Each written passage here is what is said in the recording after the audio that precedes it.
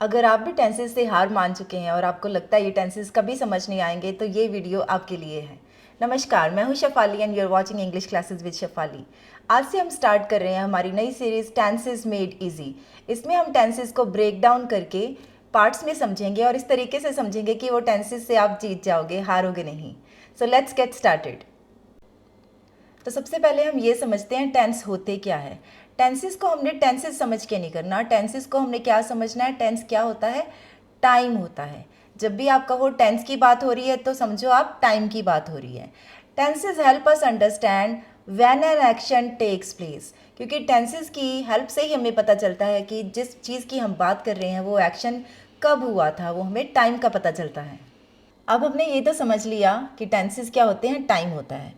तो अब हमने ये देखना है कि टाइम कितनी तरह का होता है। बजाय ये देखने के कि टेंसेस कितना तरह के होते हैं वो बाद में देखेंगे, पहले हम ये देखेंगे टाइम कितनी तरह का होता है। हमें सबको पता है टाइम 3 तरह का होता है, जो बीत गया पास्ट, जो अभी है वो प्रेजेंट, और जो अभी आएगा वो फ्यूचर। तो अभी देखिए इसके सेंटेंसेस रीड करते हैं हम। I visited Paris last summer. I visit Paris every year.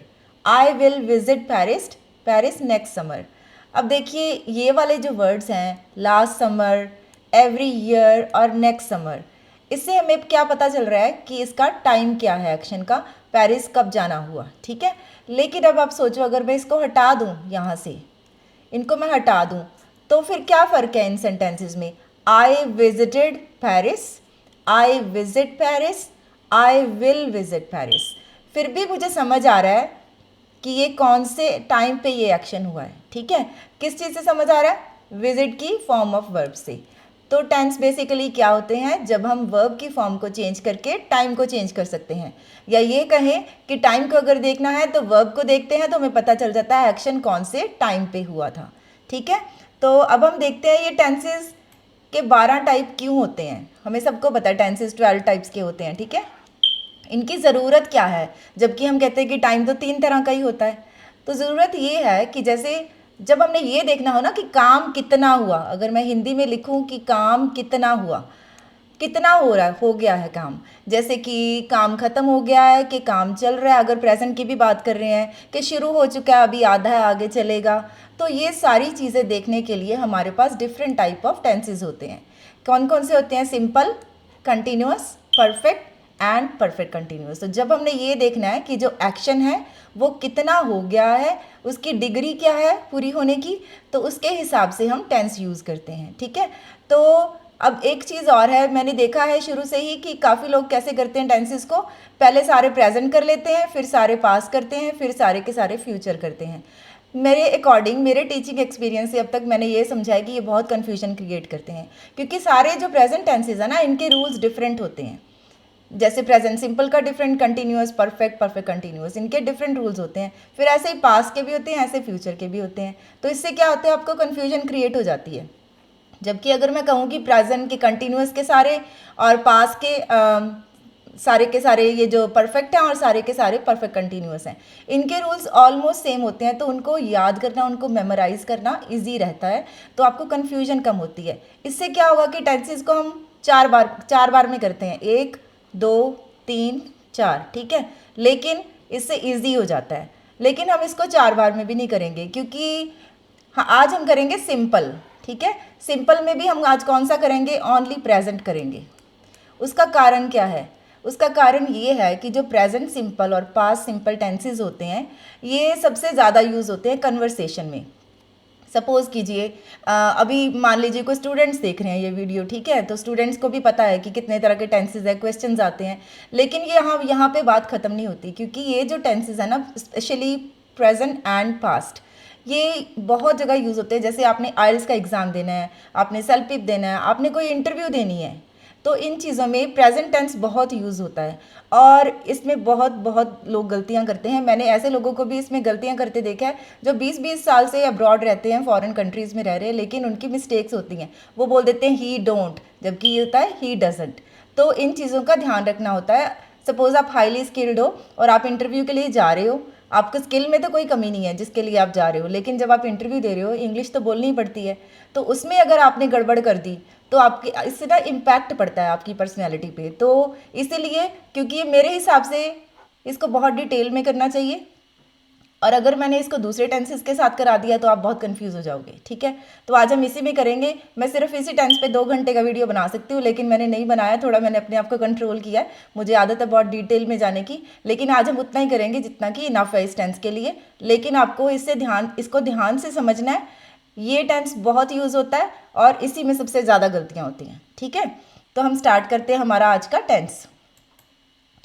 तो आज हम कर रहे हैं प्रेजेंट सिंपल टेंस। पहले हमने ये देखना है कि इस टेंस में ये टेंस हम कब यूज़ करते हैं।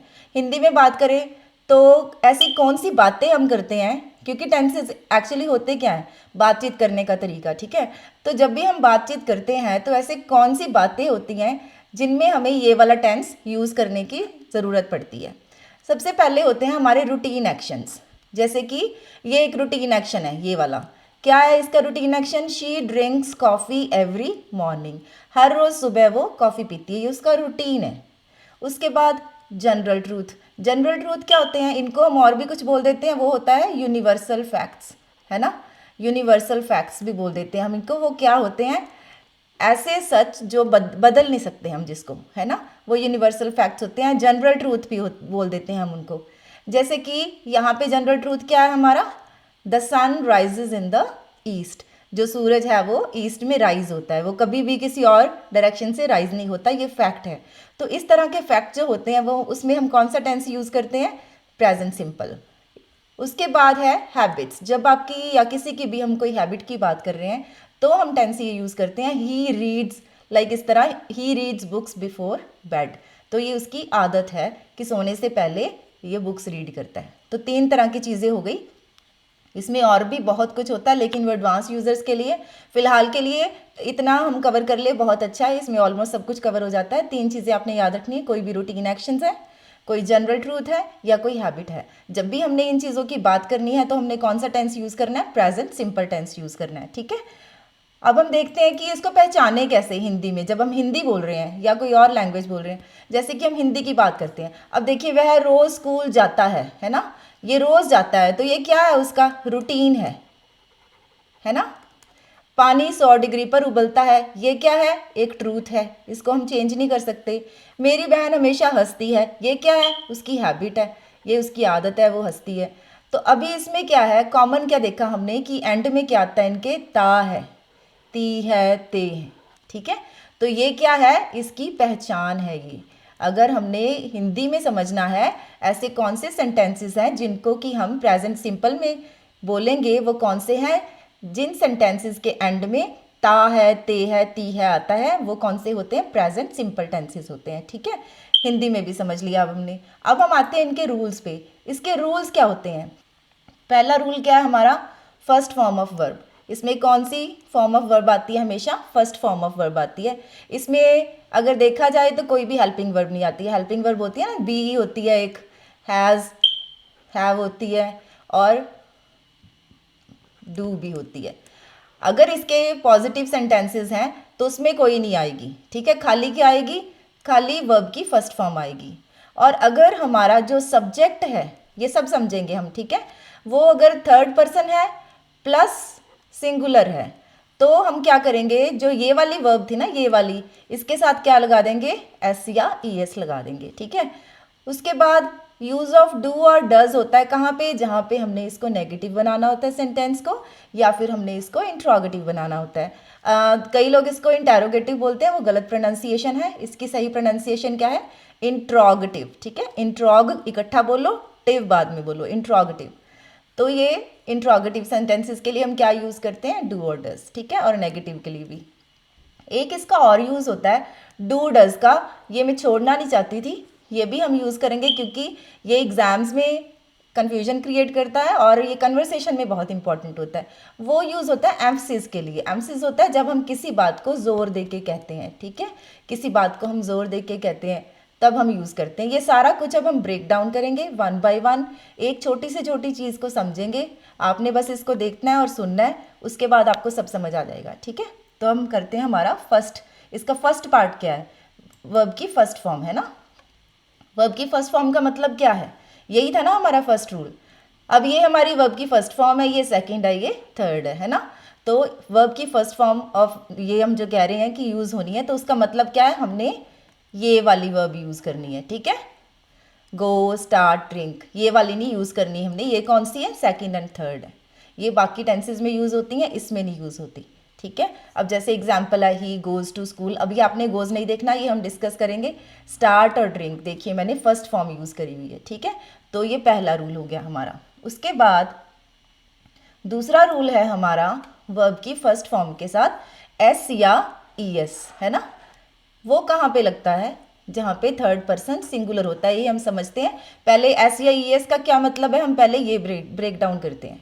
जैसे कि डू है, डू का हमने क्या बना दिया, यहाँ पे डज बना दिया। वांट का वांट्स, गो का गोज और वॉक का वॉक्स। ये मतलब होता है वर्ब की फर्स्ट फॉर्म के साथ एस या ई एस लगाना। ये भी अगर आप स्पेलिंग में कुछ इसमें कंफ्यूजन होती है, किसके साथ एस लगाना है, किसके साथ ई एस लगाना है, आप मुझे कमेंट बॉक्स में लिख के बताना, तो मैं उसके लिए भी वीडियो बना दूंगी। वो भी एक फॉर्मूला होता है, एक समझना होता है कि कैसे किसके साथ एस लगेगा, किसके साथ ई एस लगेगा। आप मुझे कमेंट बॉक्स में लिख के बताना फिर, ठीक है। उसके बाद अब हमने समझना है सब्जेक्ट क्या होता है, क्योंकि हमने कहा ये एस या ई एस कहाँ लगता है, जहाँ पे ये जो सब्जेक्ट है ना, ये क्या हो, थर्ड पर्सन हो प्लस सिंगुलर हो, दोनों चीज़ें होनी ज़रूरी है, ठीक है। तो पहले हम ये समझेंगे सब्जेक्ट क्या होता है। अब देखिए, जैसे सब्जेक्ट होता है, हम हिंदी में कह देते हैं कर्ता, है ना। तो हम यहाँ पे कह देते हैं जिसकी बात हो रही है। अगर हम आसान भाषा में समझे, जिसकी बात हो रही है, जो काम कर रहा है इसमें, ठीक है। अब जैसे ये देखिए, the sun rises in the east, यहाँ पे किसकी बात हो रही है, सन की बात हो रही है। So the sun is a subject here, right. उसके बाद the company produces high quality goods, है ना। तो इसमें यहाँ किसकी बात हो रही है, कंपनी की हो रही है ना। One of my friends works in a hospital, मेरी फ्रेंड्स में से एक फ्रेंड जो है वो हॉस्पिटल में काम करती है। तो यहाँ पे क्या है, वन ऑफ माई फ्रेंड्स। तो यहाँ पे खाली फ्रेंड्स आपका सब्जेक्ट नहीं है, वन ऑफ माई फ्रेंड्स आपका सब्जेक्ट है, ठीक है। तो ये हमारा क्या क्लियर हो गया यहाँ पे, सब्जेक्ट। सब्जेक्ट क्या होता है, हिंदी में बोलते हैं कर्ता, लेकिन अगर कर्ता थोड़ा डिफिकल्ट लगता है आपको समझने में, तो जिसकी बात हो रही है, जो एक्शन कर रहा है, डूअर ऑफ द एक्शन, ठीक है। उसके बाद अब हमने ये समझना है, अब सब्जेक्ट हो गया क्लियर। अब हम आते हैं थर्ड पर्सन। सिंगुलर तो सबको पता होता है ना, सिंगुलर क्या होता है, हिंदी में हम क्या कहते हैं इसको, एक वचन, है ना। एक वचन, जो एक होता है वो सिंगुलर, एक से ज़्यादा होते हैं वो प्लूरल, ठीक है। तो अब हमने समझना है थर्ड पर्सन क्या है। तो ग्रामर में हमारे 3 तरह के पर्सन्स होते हैं, इनको हम ग्रामेटिकल पर्सन्स बोलते हैं, ठीक है। एक होता है फर्स्ट पर्सन, एक होता है सेकंड पर्सन, एक होता है थर्ड पर्सन, ठीक है। अब हमने ये समझना है कि होते क्या हैं। जो जैसे हम अभी बात कर रहे हैं, जैसे मैं बोल रही हूँ, जो बोल रहा होता है एक टाइम पे, वो क्या होता है, हमारा फर्स्ट पर्सन होता है, ठीक है। जो सुन रहा होता है वो क्या होता है, हमारा सेकंड होता है। और जिसके बारे में बात हो रही है वो कौन सा होता है, थर्ड पर्सन होता है वो। अब हमारी बात लीजिए, मैं अभी बोल रही हूँ, ठीक है। तो फर्स्ट पर्सन कौन हुआ, मैं हुई। तो मैं क्या हुई, फर्स्ट पर्सन। वो एक भी हो सकते हैं, एक से ज़्यादा भी हो सकते हैं, ठीक है। जो लोग सुन रहे होते हैं, जैसे अभी आप सुन रहे हो, तो आप क्या हुए, सेकंड पर्सन हुए। अब चाहे ये एक हो चाहे लाखों हो, जितने भी हों, वो सारे सेकंड पर्सन हैं जो सुन रहे हैं, ठीक है। आपने ये नहीं देखना कि वो यू बोला तो एक ही होगा, वो ज़्यादा भी हो सकते हैं। थर्ड पर्सन क्या होता है, द पर्सन और थिंग बीइंग टॉक्ड अबाउट, जिसके बारे में बात हो रही है। अब वो क्या है, वो क्या क्या हो सकता है, हम किसकी, आप नॉर्मल सोचो, आप किस किस की बात कर सकते हो। आप किसी पर्सन की बात करते हो, ठीक है, किसी थिंग की बात करते हो, किसी चीज़ की बात करते हो, किसी जगह की बात करते हो, कुछ भी हो सकता है वो, एनी थिंग अंडर द सन, कुछ भी हो सकता है। आप जिस भी चीज़ की बात कर रहे हो वो क्या होता है, थर्ड पर्सन होता है, ठीक है। पर्सन का मतलब ये नहीं है कि वो ह्यूमन ही होगा, पर्सन कोई भी हो सकता है, लिविंग नॉन लिविंग, जिस भी चीज़ की आप बात कर रहे हो वो थर्ड पर्सन है। अब थर्ड पर्सन में क्या हो सकता है, कोई लड़का हो सकता है ना, यहाँ पे लिखा हमने ही हो सकता है, शी हो सकती है कोई लड़की, इट कोई नॉन लिविंग थिंग, या बच्चों के लिए, बेबीज़ के लिए हम इट यूज़ करते हैं। कोई भी नाम हो सकता है, और एक से ज़्यादा लोग हो सकते हैं, ठीक है। तो अब हमने देख लिया कि थर्ड पर्सन में हमारे पास 5 चीज़ें हैं ना, ही, शी, इट, नेम, दे। पर हमें क्या चाहिए, थर्ड पर्सन में क्या चाहिए, हमें सिंगुलर चाहिए, है ना, सिंगुलर चाहिए हमें इसमें। तो सिंगुलर क्या है, ही सिंगुलर है, शी सिंगुलर है, इट सिंगुलर है। नेम कब सिंगुलर है, जब वो एक ही नाम हो, ठीक है। दे क्या हमारे पास प्लूरल है, तो ये हमें नहीं चाहिए। तो हमारे पास क्या रह गया, ही, शी, इट और नेम। अब यहाँ पे कई लोगों की मिसकंसेप्शन क्लियर होने वाली है, क्योंकि लोग सोचते हैं ही, शी, इट के साथ आता है तो फिर नेम कहाँ गया, ठीक है। और कई कहते हैं कि सिंगुलर के साथ आता है। अगर सिंगुलर के साथ आता है तो फिर आई और यू के साथ क्यों नहीं आया, तो ये दोनों फॉर्मूले गलत हैं, ठीक है। तो हमारे पास क्या है, थर्ड पर्सन सिंगुलर में हमने क्या समझना है, ही, शी, इट, नेम। अगर आपको रट्टा लगाना है ना इसमें, ठीक है, तो अगर रट्टा लगाना है तो मैं आपको बता दूं, रट्टा मत लगाओ पहली बात तो, चलो फिर भी मैं आपको बता देती हूँ। आप इसमें क्या करो, ही, शी, इट, दैट और नेम, समझ के लगाना है इसको रट्टा, ठीक है। और नेम क्या होना चाहिए, सिंगुलर होना चाहिए। अब नेम में क्या होता है, बहुत कुछ आ जाता है, तब भी कन्फ्यूजन होती है, लेकिन अगर आपको फिर भी समझना है तो इसके अलावा और कुछ नहीं होगा, ठीक है। इनके साथ क्या आएगा, वर्ब की फर्स्ट फॉर्म के साथ एस या ई एस आएगा, लेकिन इस नेम में बहुत कुछ आ जाता है, इसलिए इसको समझना बहुत ज़रूरी है। आप इसका क्रैमिंग मत करो तो बेटर है, लेकिन अगर आपको है कि मुझे क्रैम ही करना है या अपनी ईजी करना है तो इसको ऐसे आप याद कर लो, ठीक है। अब हम समझते हैं पर्सन्स को। अभी देखिए, अब हमने क्या क्या कहा था, यहाँ पे लिख देते हैं हम, ही, शी, इट, दैट और नेम, 5 चीज़ें करी थी हमने, है ना। इनके साथ आएगा एस या ई एस, वर्ब की फर्स्ट फॉर्म के साथ। अब आप ये देखो, मुझे आप बताओ, ये जो सब्जेक्ट है राम एंड श्याम, ये भी नेम है, ये भी नेम है, तो अब आपने क्या ध्यान ध्यान रखना है, यहाँ पे एंड आ गया, तो एंड करने से एक पर्सन नहीं रहा, कितने बन गए, ये 2 पर्सन्स बन गए हैं, तो ये सिंगुलर नहीं है, ये प्लूरल बन गया अब, ठीक है। तो ये इसमें कवर नहीं होगा, इसके साथ वर्ब के साथ एस या ई एस नहीं लगेगा, क्योंकि इसमें क्या आ गया, एंड आ गया। अब उसी एंड की जगह मैं और लगा दूं, और का क्या मतलब होता है, या, है ना, राम या श्याम। तो अब ये कितने पर्सन रह गए, 2 से 1 बन गया ये, है ना। तो अब ये क्या बन गया, सिंगुलर बन गया। यहाँ पे आपने इस चीज़ का ध्यान रखना है, इसीलिए मैं कह रही हूँ रट्टा मत लगाना, ठीक है। अब वन ऑफ माई फ्रेंड्स, अब आप कहोगे फ्रेंड्स तो बहुत सारे होते हैं तो ये प्लूरल है, नहीं, हम किसकी बात कर रहे हैं, वन ऑफ माई फ्रेंड्स, मेरी बहुत सारे फ्रेंड्स हैं, उनमें से एक फ्रेंड की बात हो रही है यहाँ पे। तो यहाँ पे सब्जेक्ट क्या है हमारा, सिंगुलर है। आपने ये सारी कन्फ्यूजन्स को अच्छी तरह से क्लियर करना है, ठीक है। उसके बाद each person in the group, अब ग्रुप में तो बहुत लोग हैं, लेकिन हम किसकी बात कर रहे हैं, ईच पर्सन की बात कर रहे हैं। अब वो बहुत सारे हो गए ईच, लेकिन जहाँ पे ईच पर्सन की बात हो जाए मतलब हम एक एक पर्सन की बात कर रहे हैं, तो यहाँ पे भी कौन सी वर्ब लगेगी, हम इसको कंसीडर करेंगे सिंगुलर। ये वाली जो चीज़ें हैं आपने इसको समझना बहुत बहुत इम्पॉर्टेंट है, अगर ये नहीं समझोगे तो फिर से गलती करोगे, ठीक है। तो अभी आपने, अगर मैं सीधी भाषा में बोलूँ, जिसकी बात कर रहे हो वो अगर एक है तो वर्ब की फर्स्ट फॉर्म के साथ एस या ई एस लगेगा। ऐसे आपने लेकिन सब्जेक्ट्स को क्लियर करना है कि वो क्या, अब जैसे राम और श्याम है तो आप हिंदी में ही सोचो, राम और श्याम तो 2 लोग हो गए, तो ये सिंगुलर नहीं हुआ, है ना। राम या श्याम तो एक की बात हो रही है, वन ऑफ माई फ्रेंड्स, मेरी फ्रेंड्स में से एक पर्सन की बात हो रही है। आपने ऐसे क्लियर करना अपने माइंड में। हिंदी, अगर इंग्लिश बोलनी सीखनी है आपने तो इसको ऐसे अच्छे से समझना सीखा होगा, ठीक है। खाली क्रैमिंग करके आप इंग्लिश नहीं बोल सकते हो, एग्जाम्स पास कर लोगे, बोल नहीं सकते हो फिर आप, ठीक है। अब हम करते हैं नेक्स्ट, अब हम यही प्रैक्टिस करते हैं, यहाँ पे क्या आएगा। अब आपने मुझे, अब आप बता तो नहीं सकते यहाँ पे, लेकिन आप खुद मन से सोचो कि आपको समझ आया कि नहीं आया। यहाँ पे देखिए, she dash to school every morning. अब शी क्या हमारा थर्ड पर्सन है और सिंगुलर है, तो क्या आएगा, वॉक्स, ठीक है। Mohan and Sohan dash lunch together at नून। तो मोहन एंड सोहन कितने लोग हो गए, एंड आ गया तो ये 2 लोग हो गए, तो क्या बन गई, ये हमारा सब्जेक्ट क्या बन गया, प्लूरल बन गया। तो प्लूरल के साथ हमने एस या ई एस नहीं लगाना, तो क्या आएगा, eat. They dash books in his spare time. तो दे कितने हैं, ज़्यादा लोग हैं, तो बात ही खत्म हो गई है ना। थर्ड पर्सन चाहे है लेकिन एक से ज़्यादा है तो बात खत्म। तो क्या लगेगा यहाँ पे फिर, simple R E A D, read लगेगा, रीड्स नहीं लगेगा, ठीक है। I dash the piano. अब आई क्या है, फर्स्ट पर्सन है, फर्स्ट पर्सन के साथ तो लगना नहीं है, चाहे ये सिंगुलर है, दोनों कंडीशंस फुलफिल चाहिए हमें, तो आई के साथ क्या लगेगा, प्ले लगेगा, ठीक है। The river dash through the valley. River क्या है, ना तो मैं हूँ ना ही आप हो, हम किसी और चीज़ की बात कर रहे हैं, रिवर की, है ना, थर्ड पर्सन हुआ ये, तो उसके साथ क्या लगेगा, फ्लोज। और ये एक है, रिवर्स नहीं है, तो क्या लगेगा, फ्लोज। तो इस तरह से आपने समझ के करना है, ठीक है। अब हम थोड़े से 2-3 सेंटेंसेस, अगर आपको थोड़ी सी इसमें भी परेशानी है कि हम हिंदी से इंग्लिश कैसे बनाएं, तो ये भी देखते हैं। अब देखिए, वह रोज़ स्कूल जाता है, हमें पता है अब ये कौन सा है, क्योंकि वो रोज़ जाता है और इसके पीछे क्या है, ता है ना। तो ये कौन सा टेंस हुआ, प्रेजेंट सिंपल हुआ। तो हम इसको कैसे करेंगे, वह का क्या होता है, ही। अब ही क्या है, थर्ड पर्सन सिंगुलर है ना। तो क्या आएगा, ही गोज टू स्कूल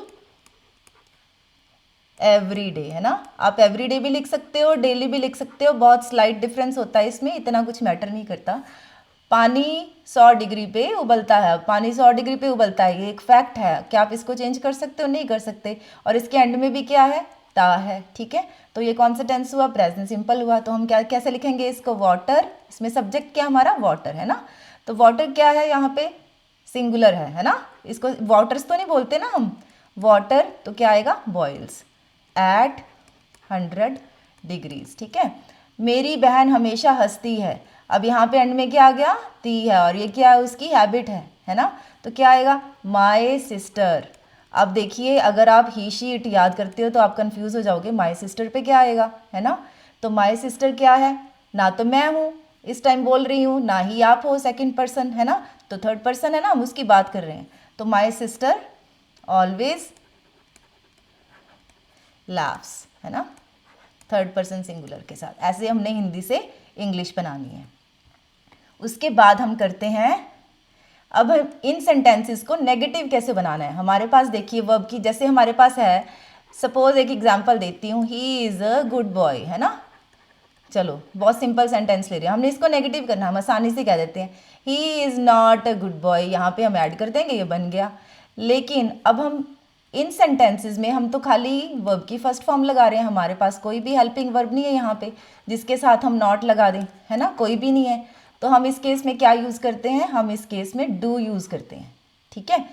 तो डू और डज यूज़ करते हैं। डज कहाँ पे यूज़ करेंगे, डज है क्या, डज क्या है, डू के साथ ई एस लगा हुआ है, मतलब डू क्या है, वर्ब की फर्स्ट फॉर्म है और उसके साथ ई एस लगा है। अगर आप तो अब तक आपको समझ आ गया कि हम कहाँ लगाते हैं, तो डज कहाँ पे लगेगा, थर्ड पर्सन सिंगुलर के साथ, ठीक है, उसके साथ ही लगेगा ना। ये देखिए मैं लिखा भी हुआ है, तो थर्ड पर्सन सिंगुलर के साथ डज लगेगा, बाकियों के साथ डू लगेगा, एज सिंपल एज दैट।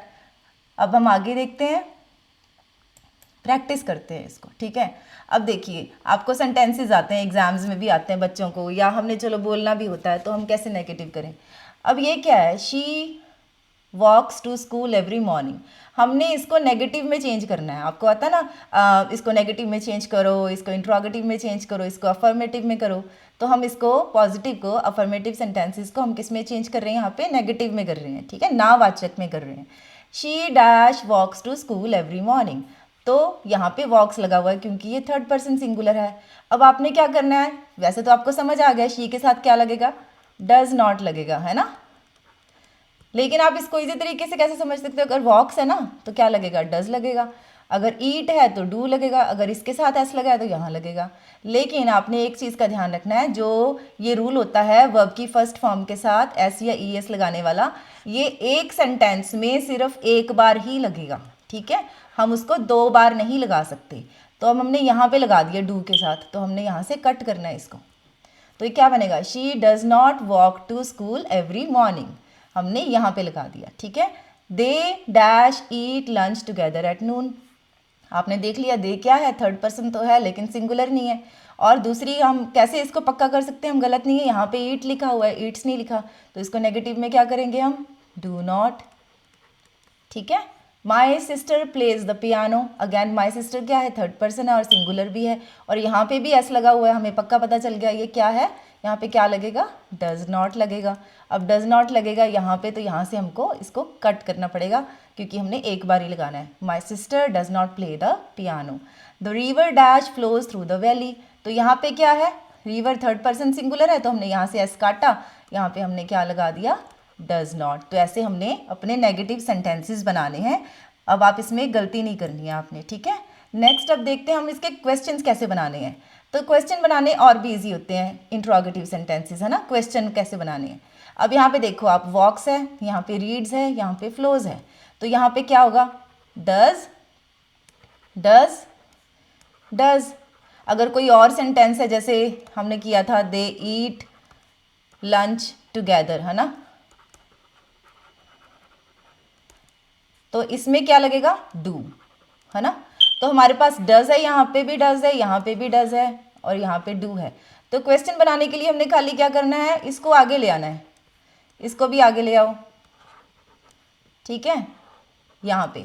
और जो पीछे वाला ऐसा उसको काट देना है हमने, जैसे कि हमने नेगेटिव में किया था। तो ये क्या बन जाएगा, does she walk to school every morning. सारा खेल किसका है, डू डज का है, ठीक है। डज शी वॉक आएगा। अब यहाँ पे ये ध्यान रखना है आपने, बाकी सेंटेंस सेम है। तो इसका क्या बनेगा, डज को हमने बाहर निकाल लिया, तो डज ही रीड, ठीक है। उसके बाद यहाँ पे क्या बनेगा, डज द रिवर फ्लो, ठीक है। और यहाँ पे क्या बनेगा, डू दे ईट। आगे का सेंटेंस मैं नहीं लिख रही हूँ टाइम बचाने के लिए, ठीक है। तो अगर मान लीजिए कि हमने आगे भी एक इसका आगे भी क्वेश्चन बन गया, हमें WH वर्ड भी लगाना पड़ गया। जैसे मैं कहूँ, जैसे हमने ये लिखा है the river flows through the valley, है ना। तो हम इसका क्वेश्चन क्या बना, does river flows through the valley. लेकिन हमने ये पूछना हो कि कहाँ पे, तो हमने WH वर्ड इसके भी आगे लगा देना है यहाँ पे। तो सबसे पहले क्या आएगा, WH वर्ड, जो क्वेश्चन वर्ड्स होते हैं ना, हु, व्हेन, वेयर। तो यहाँ पे क्या आ जाएगा, where. Where does the river flow through the valley, की वैली में वो रिवर कहाँ पे फ्लो कर रही है। तो जो WH वर्ड है वो डज से भी पहले लग जाएगा। तो WH word plus do does जो भी लगेगा, ठीक है। उसके बाद बाकी का सेंटेंस। तो ये है हमारा इंट्रोगेटिव का पैटर्न। क्या ये स्ट्रक्चर है, इजी होता है ये। अब थोड़ी सी बस 3 सेंटेंसेस की प्रैक्टिस करते हैं हम। ये हमारे पॉजिटिव सेंटेंसेस हैं, अफर्मेटिव। इसका हमने अब नेगेटिव बनाना है। तो क्या बनेगा फिर से, शी डज नॉट ईट। इसको क्या बोलते हैं, ब्रेकफास्ट नहीं, इसको बोलते हैं ब्रेकफास्ट। इसको ब्रेकफास्ट नहीं बोलते, ठीक है। इसको क्या बोलते हैं, ब्रेकफास्ट, फास्ट नहीं और ब्रेक नहीं, ब्रेकफास्ट। तो इसका नेगेटिव क्या बनेगा, I do not drink water. इसका क्या बनेगा, John does not watch TV, है ना, ऐसे बनेगा। अभी क्वेश्चन कैसे बन जाएगा, बस डज आगे लेके आओ, डज, यहाँ पे डू, यहाँ पे फिर से डज, बाकी का सेंटेंस सेम। और अगर ऐसे लगा तो उसको काट दो, ठीक है, सिंपल है ना। तो अभी हमारे सारे रूल्स हो गए हैं क्लियर। मुझे उम्मीद आपको समझ आ गया होगा। लेकिन अभी भी पिक्चर ख़त्म नहीं हुई है ना, पिक्चर बाकी है मेरे दोस्त।